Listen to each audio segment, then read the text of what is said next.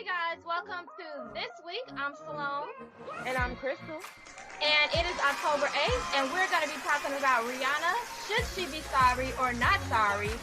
George Floyd's officer who shot him being released, and Kelly Rowland's surprise pregnancy.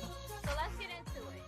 Let's start off talking about this Rihanna mishap with the Fenty show and the song Doom. So I'm just thinking, like, this is definitely not her fault, even though she apologized for it.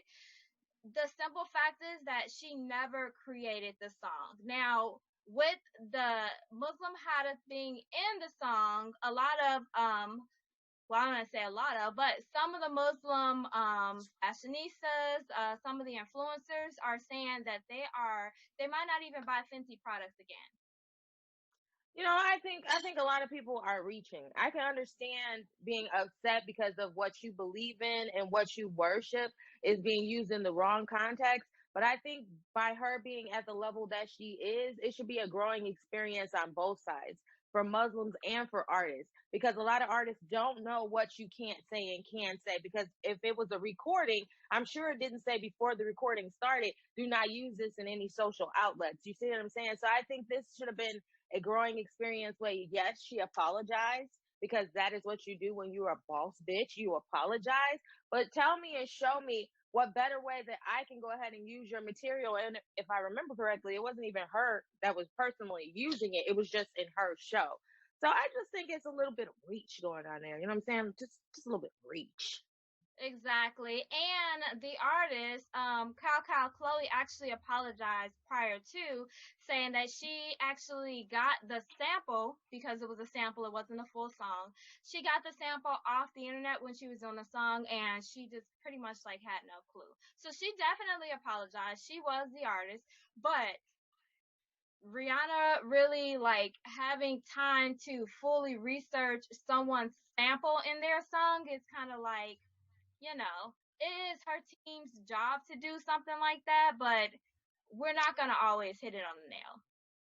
Yeah, I mean, I think this is one of those situations where she apologized, let it go. We shouldn't dwell on it. We shouldn't just keep going and going and going and going because, I mean, if it was a song anyway, and even if it was a sample, then they were going to play it in some type of form somewhere. You see what I mean?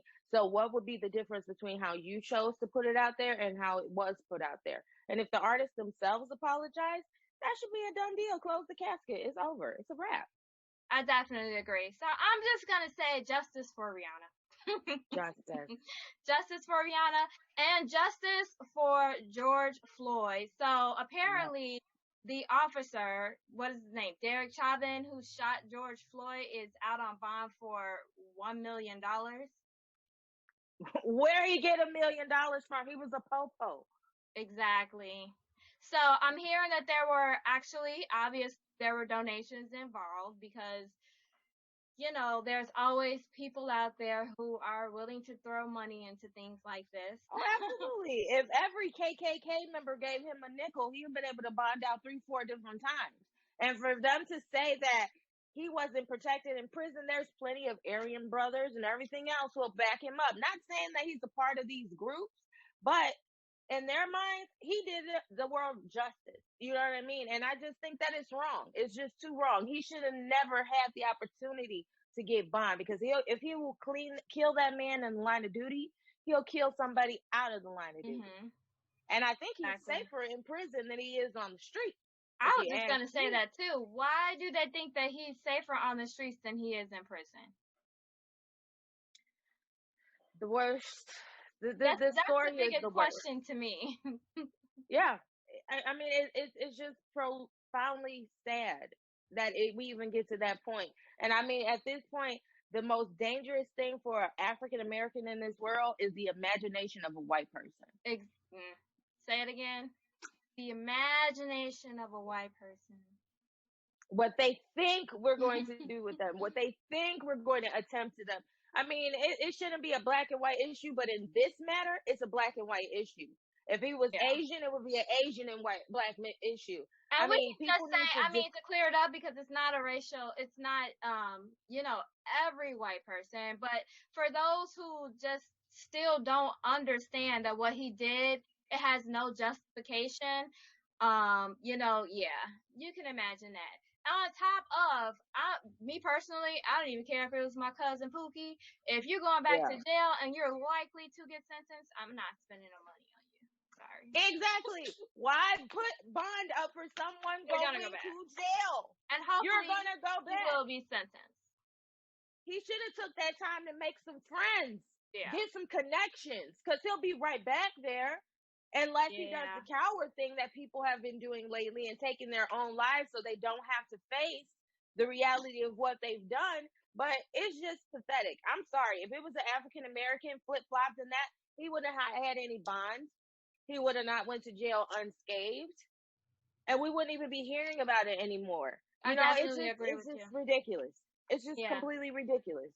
Totally agree. So now into better news and happy news into the month.